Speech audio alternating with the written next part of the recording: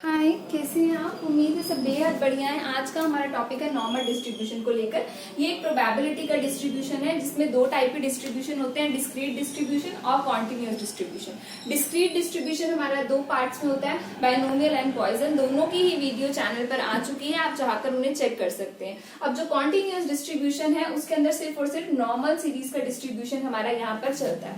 Normal का मतलब है जब आप उस सीरीज का ग्राफ की फॉर्म में प्रेजेंट करें तो आपका जो ग्राफ बने वो परफेक्टली बेल्ट शेप ग्राफ बने, बिल्कुल बेल शेप का आपका ग्राफ बने, तो ऐसा डिस्ट्रीब्यूशन होता है कंटिन्यूअस। कंटिन्यूअस सीरीज जैसे हमें पता है 0 to 10, 10 to 20, 20 to 30 इस तरीके से चलती है। तो इसमें वो वेरिएबल आते हैं जो कॉन्टिन्यूटी में रहते हैं, जिसमें कोई भी डिसकंटिन्यूटी नहीं आती, जैसे कि हमारी हाइट, हमारी वेट एक्सेट्रा, इस तरीके की चीजें।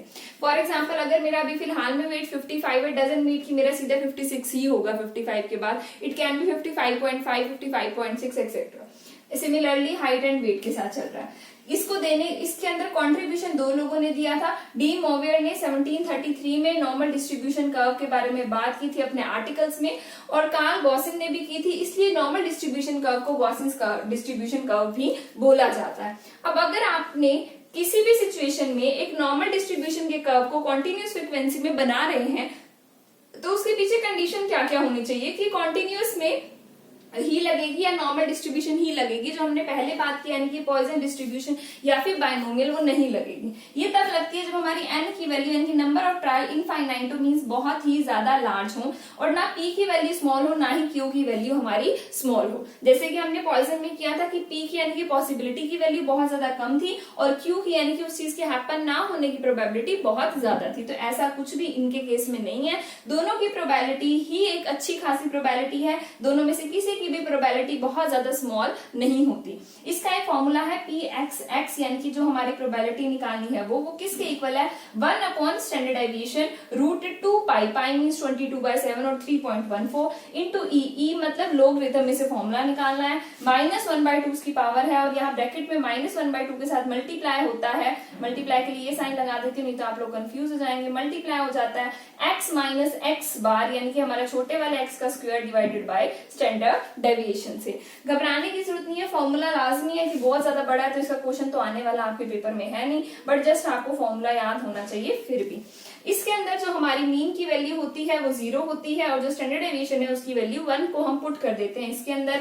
मीन्स यहाँ पर आप इसे हटा भी देंगे तो भी कोई फर्क नहीं पड़ता क्योंकि इसकी वैल्यू तो 1 ही है। वैसे फॉर्मूला लिखने के लिए यहाँ वैल्यू हमारे पास स्टैंडर्ड डेविएशन है। गिवन न्यूमेरिकल में वैल्यूज चेंज भी हो सकती है, तो बहुत ज्यादा केयरफुली करना है अगर आप न्यूमेरिकल अटेम्प्ट कर रहे हैं। पर मैं आपको यही कहूंगी अगर नॉर्मल डिस्ट्रीब्यूशन के साथ कोई थ्योरेटिकल क्वेश्चन आ रहा है तो बेस्ट रहेगा आप थ्योरेटिकल क्वेश्चन को अटेम्प्ट करें। अगर आपका पेपर एमसीक्यू है तो इसको सॉल्व करने के लिए कहीं पर भी आपको नहीं देंगे, ठीक है। जस्ट ये हो सकता है कि आपसे फॉर्मूला पूछ लिया जाए कि कौन सा फॉर्मूला इनमें से ठीक है।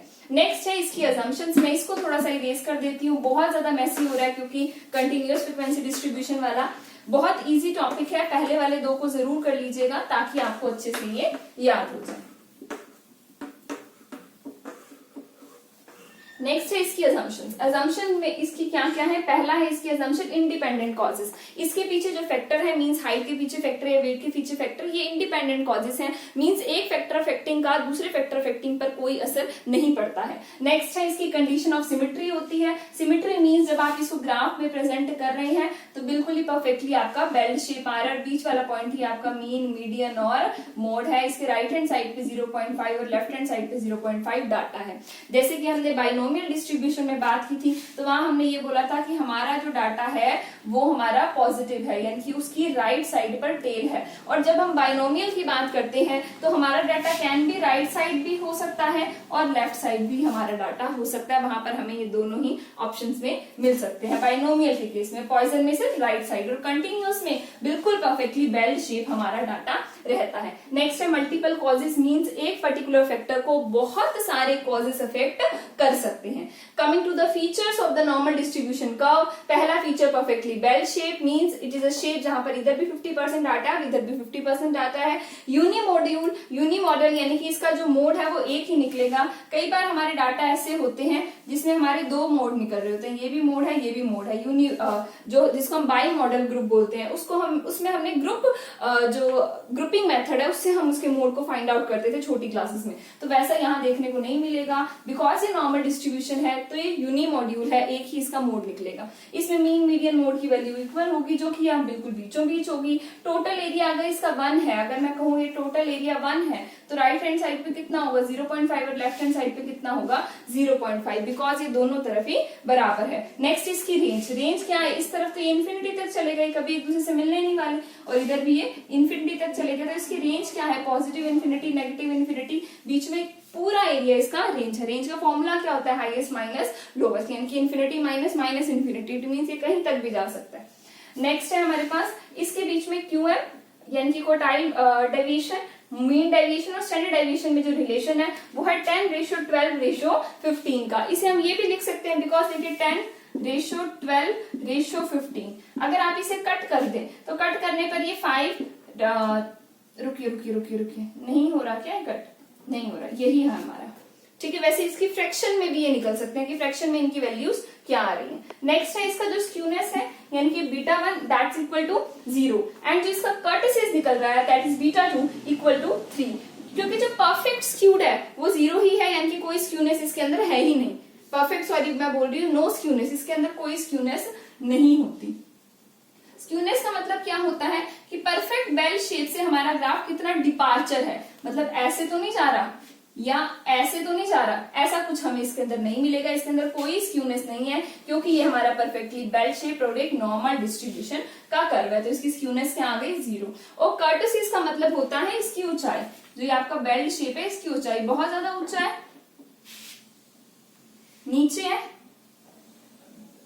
बहुत ज्यादा ऊपर है, कैसा, ये बीच वाला है, और बीच वाले की वैल्यू होती है हमारी 3, तो जो इसका कर्टेसिस है उसकी वैल्यू क्या आ जाएगी 3। नेक्स्ट इसमें से हमने वैल्यूज निकाली है, किसकी, इसमें से वैल्यू निकलती है z की वैल्यू, z टेस्ट की वैल्यू हमारी नॉर्मल डिस्ट्रीब्यूशन कर्व में से निकलती है, और जो z है उसकी वैल्यू क्या है, जो भी आपका गिवन x है उसमें से x बार को माइनस कर दिया, यानी कि मीन को माइनस कर दीजिए, और डिवाइड किससे कर दीजिए आप, इसके स्टैंडर्ड डेविएशन से। इसके अलावा हमारी एक नॉर्मल डिस्ट्रीब्यूशन की प्रॉपर्टी रह गई है, जो कि है इसकी एरिया की प्रॉपर्टी, उसको करते हैं अभी।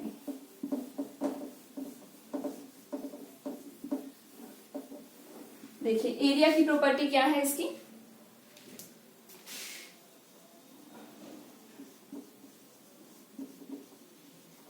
मौसम इतना ज्यादा यहाँ पर ठंडा हो रहा है कि बहुत एक्सट्रीम लेवल वाला हेडेक हो रहा है आज मुझे। तो इसकी देखिए पहले तो आप बेल शेप इसका वो बना दीजिए, ठीक है।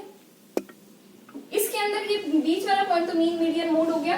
पहला जो देखा गया हमें पॉइंट ऑफ इन्फ्लेक्शन वो ये है, पॉजिटिव साइड ये, नेगेटिव साइड ये।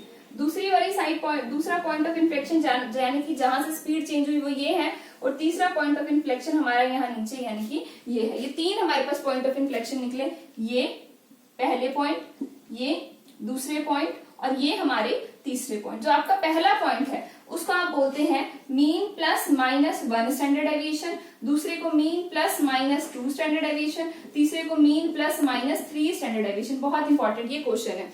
प्लस वाले स्टैंडर्ड डेविएशन कहाँ है, इस तरफ, नेगेटिव वाले कहाँ है, इस तरफ। अब इनकी वैल्यूज है जो आपको याद कर लेनी चाहिए, बहुत इंपॉर्टेंट है वैल्यू।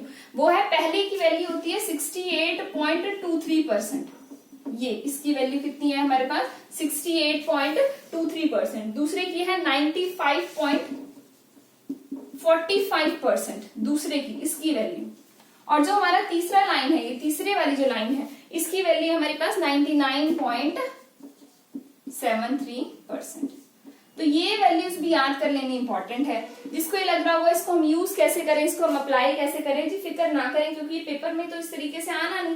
पेपर में तो आपको सिर्फ just theoretical point of view से इसको अटेम्प्ट करना है, या फिर अगर आपका एमसीक्यू पेपर है तो आपसे ही वैल्यूज पूछ ली जाएंगी।